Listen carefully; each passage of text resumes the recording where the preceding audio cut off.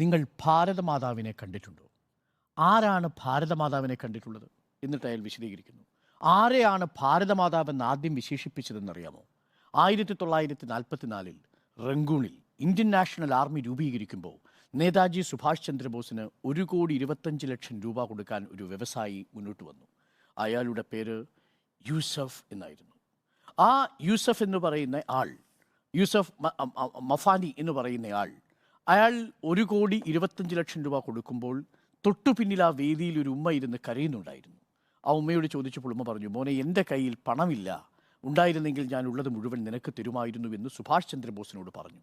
അപ്പോൾ സുഭാഷ് ചന്ദ്രബോസ് ഉമ്മയോട് പറഞ്ഞു, ഉമ്മയ്ക്ക് പണമില്ലെങ്കിൽ എന്താ, ഒരു മകനില്ലേ എന്ന് ചോദിച്ചു. ഷാനവാസ് ഖാൻ.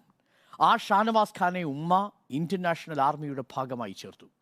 ആ ഇന്ത്യൻ നാഷണൽ ആർമിയുടെ ഭാഗമായി തീർന്ന ഷാനവാസ് ഖാൻ ബ്രിട്ടീഷുകാരോട് പോരാടി മരണം വരിച്ചു കഴിഞ്ഞപ്പോൾ അപ്പോഴും വിങ്ങിപ്പൊട്ടിക്കൊണ്ടിരുന്ന ഉമ്മയെ നോക്കിയിട്ട് അസിമുല്ല ഖാൻ എന്ന തൻ്റെ പ്രിയപ്പെട്ട സുഹൃത്തടക്കമുള്ളവർ മുന്നോട്ട് വെച്ചൊരു ഒരു മുദ്രാവാക്യമാണ് ഭാരത് മാതാ കി ജയ്.